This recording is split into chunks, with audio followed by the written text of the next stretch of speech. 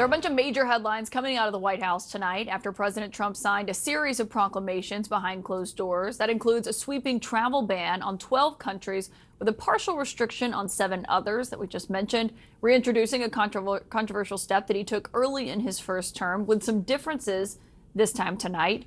What we are reading in this proclamation is this takes effect at midnight, 5 days from now on June 9th, and it bans travel to the United States from Afghanistan, Myanmar, Chad, the Republic of the Congo, Equatorial Guinea, Eritrea, Haiti, Iran, Libya, Somalia, Sudan, and Yemen.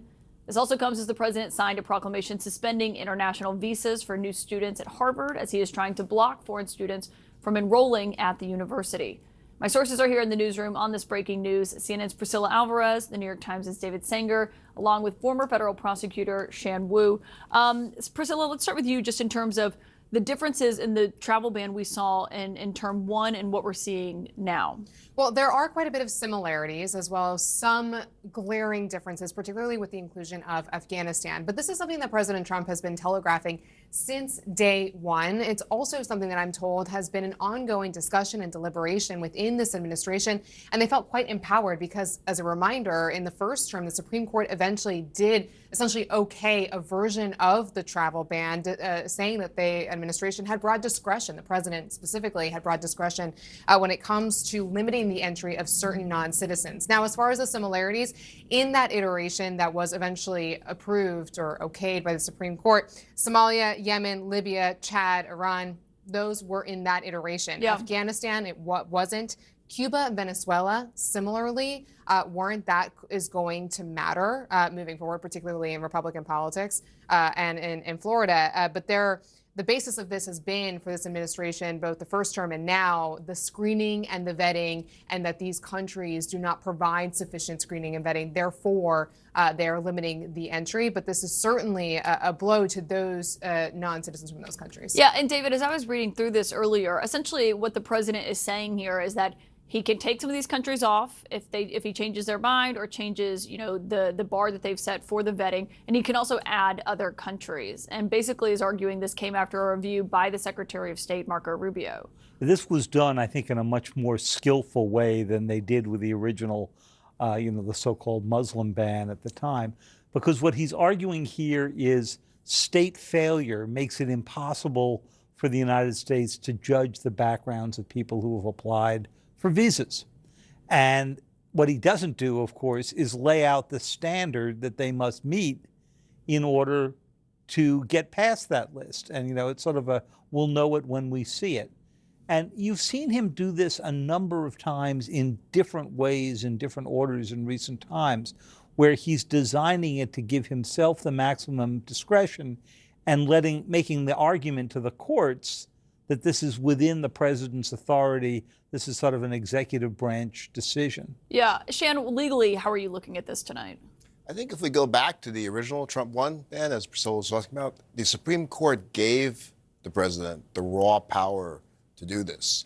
The factual predicate here, I think, is really poor. I mean, he talks about the Boulder, Colorado suspect whose country is actually not on the banned list. He also has some kind of silly things, I think, which says, for example, some of the countries that face the bans or partial restrictions are people who have a higher percentage of people overstaying visas. I mean, how is a country supposed to screen for that? What's that got to do with anything? Individual people choose to overstay it.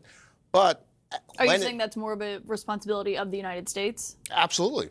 In fact, I would argue most of this is responsibility of the United States to take care of problems overstaying within the U.S. And if they have information that particular people may have ties to terrorist groups, I mean, that's, again, something they need to look at. I think it's overbroad, but again, I think the president has been given the raw legal power to do this, but there'll certainly be legal challenges. I think at the end of the day, when it reaches the Supreme Court, probably on the emergency docket basis, I think they're still going to uphold it. Yeah, and I think the rollout, we're also seeing the differences in, as I call it, round one and round two, because round one, it came out very quickly. People were left at airports, freaking out over, what this meant for them then. This seems to obviously be rolled out in a much different way, much later on in his term. What have the deliberations been like? I mean, since a lot of the people who are working in the Department of Homeland Security and in the West Wing, Stephen Miller and company, were here for that first time. Well, carefully crafted. I had talked to a source about this when the deliberations were ongoing, and they said they learned their lesson. Remember, when the president came into office this January, one of the first questions I asked is the travel ban going to come out as swiftly as it did in the first term? And that was the response that I got, because they did want to craft this carefully. This has already gone to the Supreme Court. They knew what discretion and authority they had. I think something to watch out for here, Caitlin, is how this evolves, because it leaves, to your point, an opportunity for countries to be added or not. And one of the big priorities for this administration, particularly on immigration, is which of these countries is not taking their citizens back when they're trying to deport them? Which one of these do they want to work with to send other migrants there? Remember, they try to do that with South Sudan. So it's going to be interesting to see how that plays into this equation moving forward. In terms of like even making a deal, basically, Right. and how we've seen play out with the tariffs.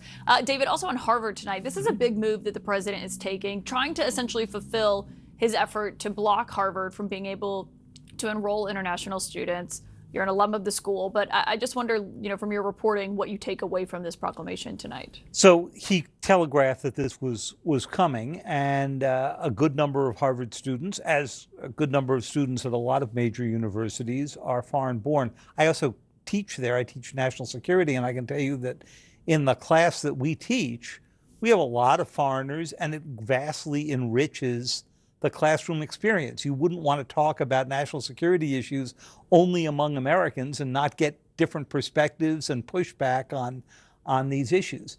I don't think the president is really focused on that. I think he is at this point very determined to go punish Harvard for standing up to him. And this is going to be the defining struggle, I think, with the academic world. Well, and Shan, people might look at this and say, well, whoa, didn't a court just block him from blocking the school from enrolling international students? But he seems to be citing a different authority in this proclamation tonight, instead talking about national security. Yeah, I think that's mostly just him talking about national security, trying a different tactic. I think the Harvard ban is likely to fail because there's just no basis for singling out Harvard in particular. If there is evidence that particular students have ties or they've done something criminally wrong, that's something they can zero in on, but not really. I mean, there's allusions to that kind of evidence supposedly, but really haven't seen that yet. And that's where the courts are going to look to see, is there any factual basis for this, or is he just sort of continuing his vendetta against Harvard? Yeah, and we'll see how the courts respond to this. Thank you all for that reporting and that insight.